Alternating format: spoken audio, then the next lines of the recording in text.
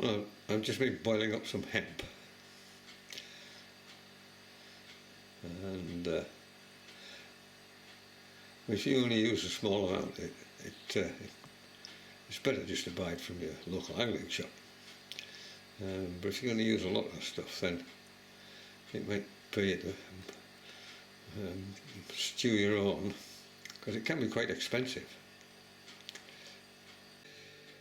So that's it. I soaked it for about 48 hours, as it turned out, and I've boiled it for about half an hour, steaming up the blooming up the lens, camera lens. Now, this is just a natural colour. If you want it black, you've got to put some sodium bicarbonate in it. But I think that might taint the taste of it. But so having soaked it and and boiled it, the seed case cracks and the little roots force their way out. See them there. And the fish mistake them for small snails. Well, I'm not sure about that. Well, how long do you boil it for? Well, how long's a piece of string? I boil it until, when I squeeze them like that, the seed case sort of cracks, and the insides are soft.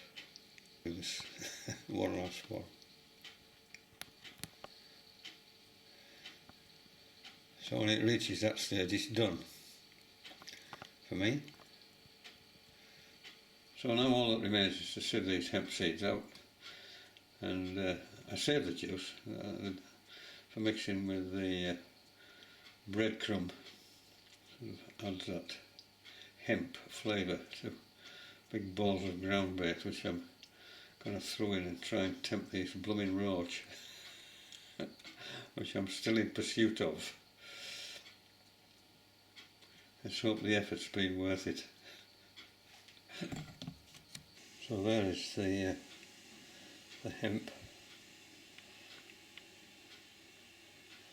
and in this bowl is all the liquor.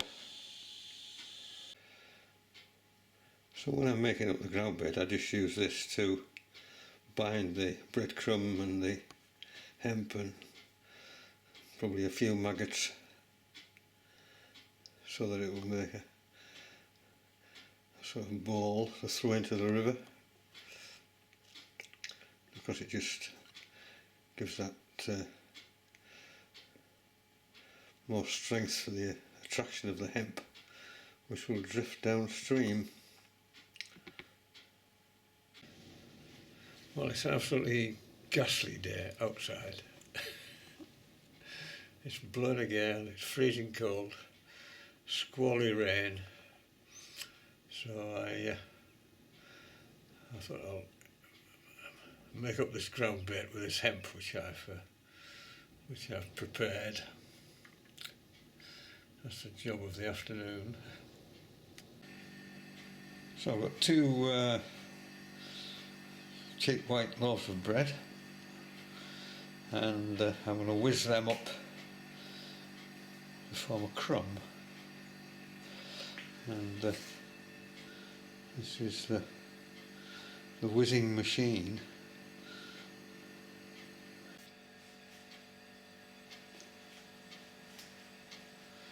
Some people cut the crusts off, but I can't see that making a vast lot of difference. So I'm just going to blitz a lot, but I don't put the end crusts in. And you can vary the size of the crumb by how long you blitz it for. So you can have a coarse crumb, or you can have a very fine crumb. Anyway, let's just get on with it.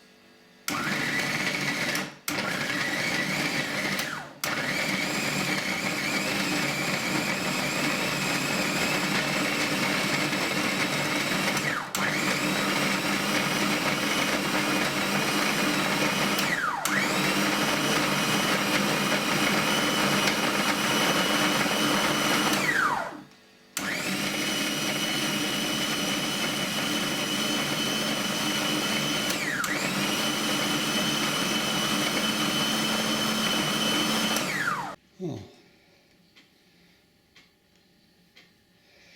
that's it. 2 loaves of bread whizzed up.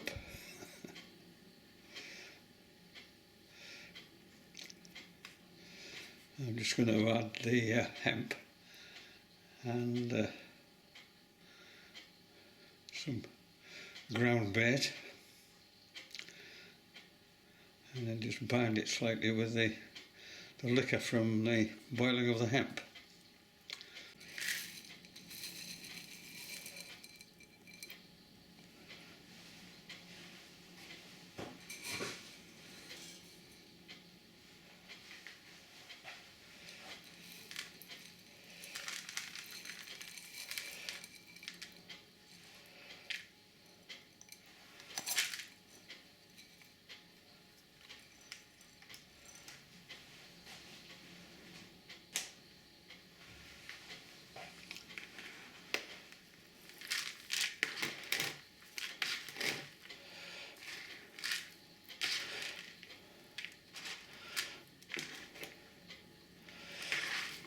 How much hemp you put in is down to your personal taste, really. I mean, I know nothing about this, really.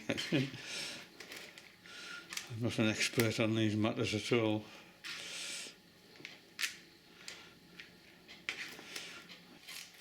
When it comes to ground bait, I had a look in the angling shop in Darlington when I was there, get me maggots. It's totally mesmerising.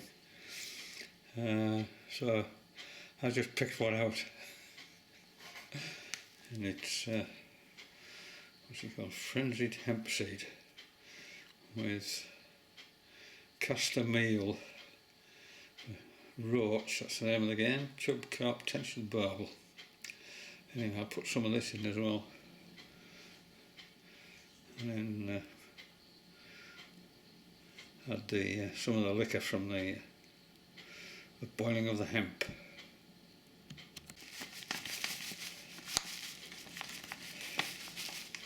I'll just put half of it in.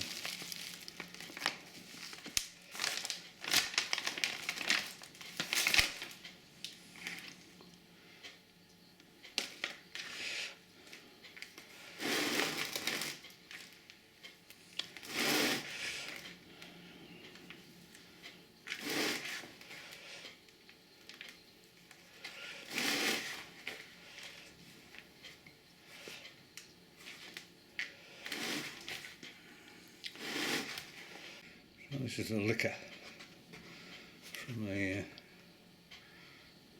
put it in an old milk bottle.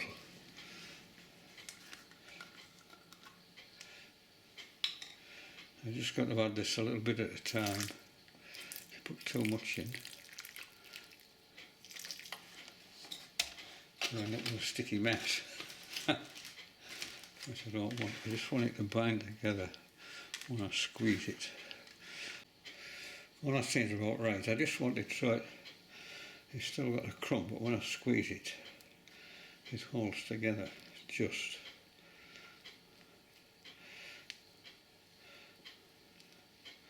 I just need a little bit more liquor in, but that doesn't look too bad. So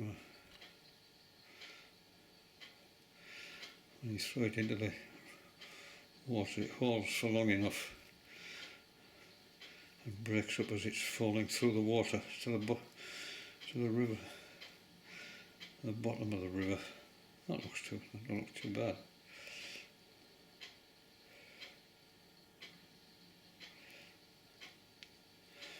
Now, how could you refuse that if you're a fish? Especially a roach. Anyway, time will tell.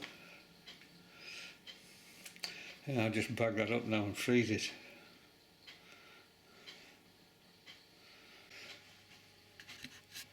Well, I've got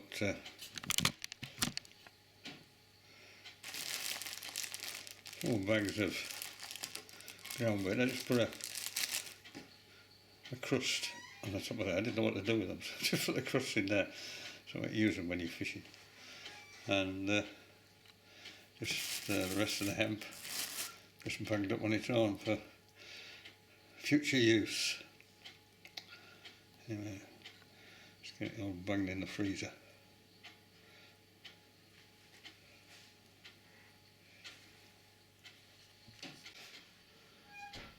Oh, while I've got it out, I'll just have a look at this thing. I've just been putting some new line, or reel, and this is a great thing for doing it. I'll just take it to bits and show you how it works. So there's a cord at this end. You put your reel on.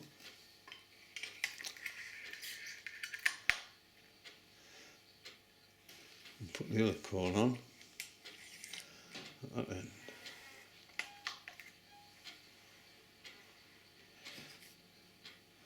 Put the spring on.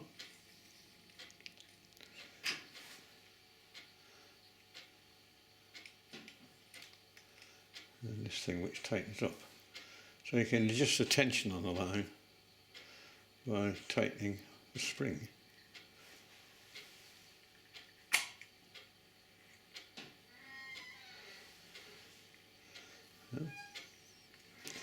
And that just goes through the rod rings onto your reel, and you just wind it off.